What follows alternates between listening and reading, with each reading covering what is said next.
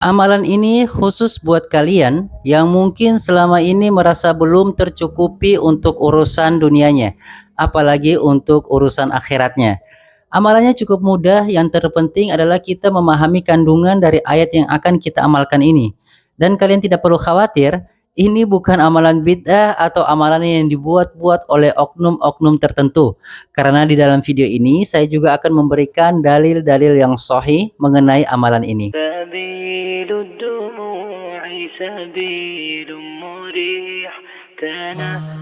Assalamualaikum warahmatullahi wabarakatuh. Alhamdulillahirabbil alamin wassalatu wassalamu ala Rasulillah. Inilah keutamaan luar biasa dari amalan yang satu ini, yaitu membaca dua ayat terakhir dari surat Al-Baqarah yang dibaca pada malam hari. Riyadus Shalihin karya Imam Nawawi, kitab Al-Fadail, kitab keutamaan, bab 183 tentang anjuran membaca surat dan ayat tertentu tertulis dari Abu Mas'ud Al-Badri radhiyallahu anhu. Nabi SAW bersabda, barang siapa membaca dua ayat terakhir surat Al-Baqarah di malam hari, maka itu sudah mencukupi dirinya. Hadis riwayat Bukhari nomor 4008 dan Muslim nomor 8007. Ada yang mengatakan maksudnya adalah mencukupi dirinya atau melindunginya dari hal-hal yang tidak disukai pada malam itu. Ada juga yang mengatakan maksudnya adalah mencukupinya dari melakukan sholat malam. Hadis ini menunjukkan keutamaan dari akhir surah Al-Baqarah. Jika seseorang membaca dua ayat terakhir dari surah Al-Baqarah, maka ia akan terhindar dari berbagai kejelekan dan terjaga dari gangguan syaitan. Surahnya adalah sebagai berikut. A'udzubillahi minasyaitonirrajim. Amanar rasulu bima unzila ilaihi mir rabbih wal mu'minun. Kullun amana billahi wa malaikatihi wa kutubihi wa rusulih la nufarriqu baina ahadim mir rusulih wa qalu sami'na wa ata'na ghufranaka rabbana wa ilaikal masir la yukallifullahu nafsan illa wus'aha laha ma kasabat wa 'alaiha ma iktasabat rabbana la tu'akhizna in nasina aw akhtana rabbana wa la tahmil 'alaina isran kama hamaltahu 'alal ladzina min qablina rabbana wa la tuhammilna ma la taqata lana bih wa'fu 'anna waghfir lana warhamna anta maulana fansurna 'alal qaumil kafirin. Yang artinya adalah Rasul telah beriman kepada Al-Quran yang diturunkan kepadanya dari Rabb-nya. Demikian pula orang-orang yang beriman. Semuanya beriman kepada Allah, malaikat-malaikatnya, kitab-kitabnya dan rasul-rasulnya. Mereka mengatakan, kami tidak membeda-bedakan antara seseorang pun dengan yang lain dari rasul-rasulnya. Dan mereka mengatakan, kami dengar dan kami taat. Mereka berdoa, ampunilah kami ya Rabb kami, dan kepada Engkaulah tempat kembali. Ayat selanjutnya, Allah tidak membebani seseorang melainkan sesuai dengan kesanggupannya. Ia mendapatkan pahala dari kebajikan yang diusahakannya dan ia mendapatkan siksa dari kejahatan yang dikerjakannya.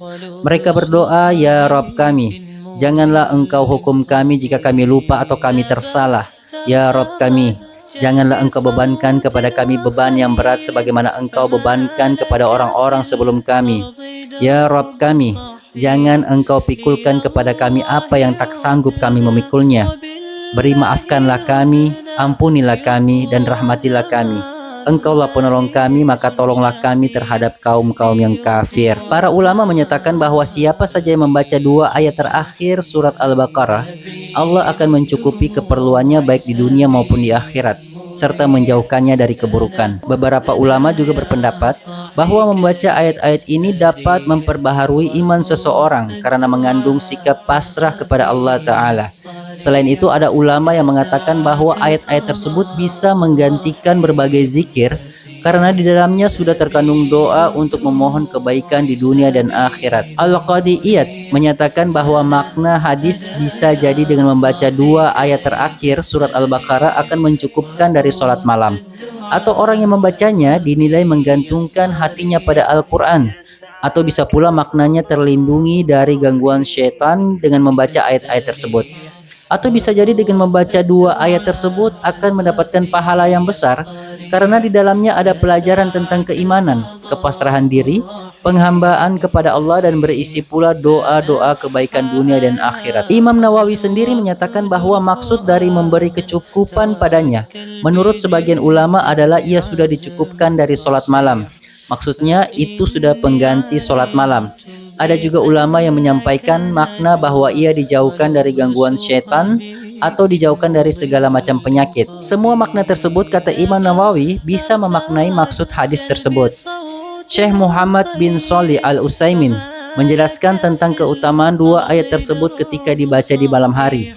Ketahuilah para ikhwan sekalian, kedua ayat ini jika dibaca di malam hari maka akan diberikan kecukupan.